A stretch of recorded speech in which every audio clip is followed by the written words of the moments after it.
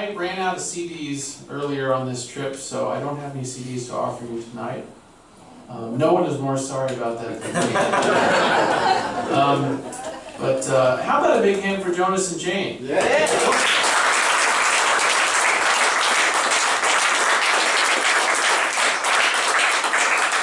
And I know they do have CDs, so maybe check out one of their CDs on the interval.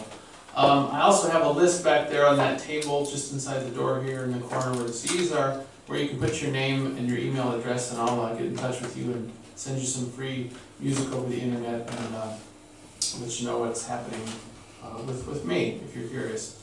I do have a new record that's coming out this summer. I'm going to play a few songs from that in the next set.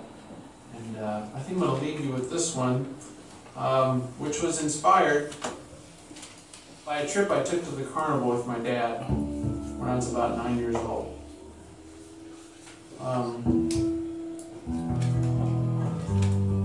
We were walking down the midway there, past all the tents and the trailers and the games.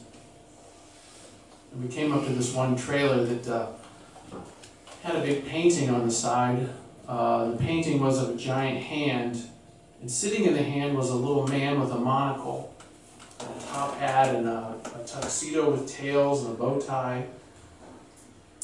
And there was a speaker bolted to the side of this trailer that had a pre-recorded announcement just playing over and over, and it had some circus music kind of in the background. And the announcement was something like, "See little Eddie Small, smallest man in the world. He walks, he talks, hold him in the palm of your hand." And I'm not going to lie to you, it's really that last part that intrigued me as a kid, was the thought of getting the smallest man in the world in the palm of my hand. So I immediately asked my dad for $1, which is what it cost to see the smallest man in the world back then. You know, I just had all these, just when I saw that painting of the guy with the big, little guy with the big smile on his face and the hand, and heard the announcement, I just thought, wow, what an amazing stroke of luck that I am here, and the smallest man in the world is here at this fair, and I'm going to get to see him. I just thought it was incredible, because I figured that was like a pretty lofty position he held, you know, being the smallest man in the world. I figured it was similar, like he was probably going around meeting with heads of state and things. I imagine he had a very exotic and interesting life, you know. And so, as I'm asking my dad for $1 to see little Eddie Small, a couple things also struck me as a little strange.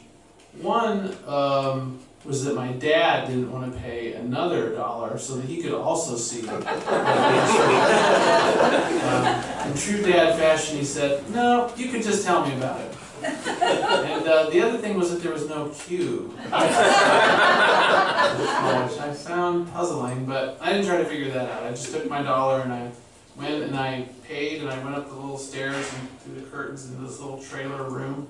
And sitting there, I seemed to be the only paying customer in there, by the way, and sitting there behind an old kind of red velvet rope on a little stool under a spotlight, drinking Pabst Blue Ribbon beer from a can, sat little Eddie Small. And I went right up to the rope because I wanted to get a good look at him, you know. He did not look quite like the painting on the trailer. That was the first thing I noticed. He didn't have that big smile on his face, and I think his outfit with the top hat and the tails and everything was at the cleaners that day, because he had a kind of a dirty powder blue leisure suit on. And you know, like I said, when I first had seen that painting and heard the announcement, all these amazing things have been going through my mind. I knew that if I could just talk with him a little bit, we'd probably get to be really good friends, and he would probably write to me and like send me pictures of him on a camel or an elephant, you know, from India or all these exotic places I knew for sure he was probably traveling. But you know, once I got in there, I couldn't think of anything to say, and he didn't seem to have anything to say to me. Holding him in the hand seemed out of the question, so I didn't even bring that up. I just stayed till I felt like I'd gotten my $1 worth, and then I went on with my life. So many years later, I was writing this song, which is not about little Eddie Small, incidentally. I just wanted to share that story with you. He does make a cameo, though, you'll recognize him. It's about one of his friends from the carnival. It's called The Ballad of Amazing Grace and Sideshow Dan.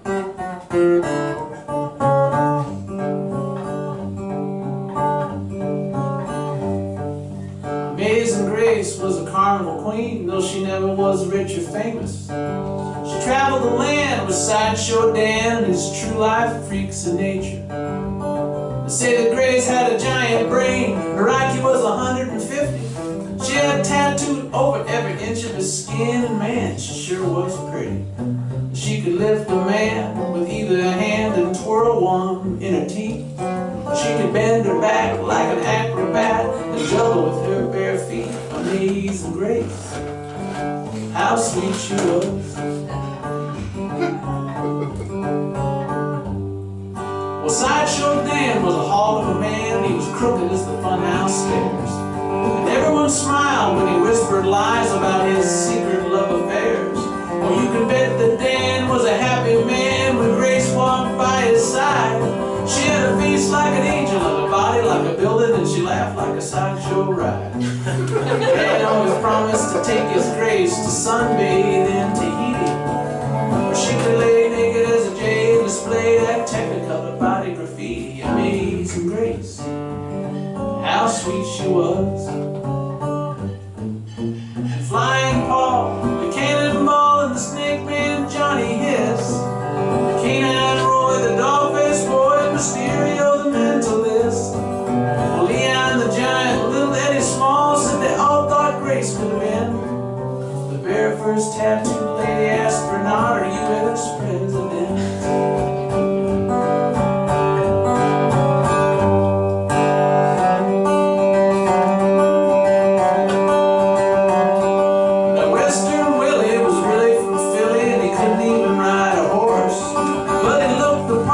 Stop a girl's heart, he had the fastest trigger in the world. So late one night between the lion's cage and Margot's house of mirrors, Willie and Grace made a plan to shake the sawdust off of the heels.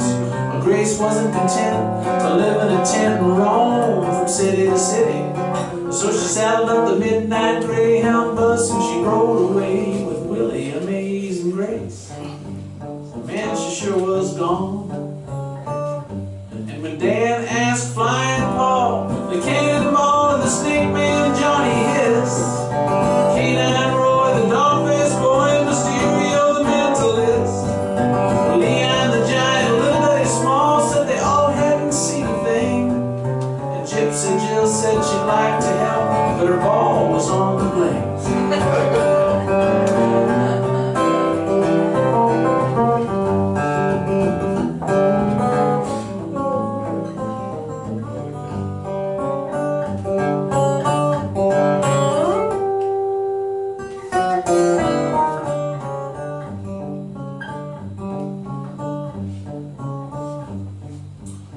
John Prine always says if you don't have an ending for your song, you've got to have a moral. So Sideshow Dan still makes the rounds with the true life freaks of nature. And in every town he asks around, he's seen a tattooed lady. And he sits up late, all alone in his trailer behind the Midway, drinking whiskey and soda and staring at his faded Tahitian travel posters. And now the moral of the message is a lesson to learn from Sideshow Dan's big blunder. Don't take a girl for granted, because you might be standing in the presence of a natural wonder. Amazing Grace, how sweet she was. And Flying Paul, the cannonball, the snake man Johnny Hiss, canine Roy, the dog-faced boy, Mysterio, the mentalist, well, Leon the giant, little Eddie Small, said they all thought Grace could have been the very first tattooed lady astronaut or U.S. president. Yeah, Leon looked high and Eddie looked low, and they agreed that she could have been the very first tattooed lady astronaut or U.S. We could really use this right now.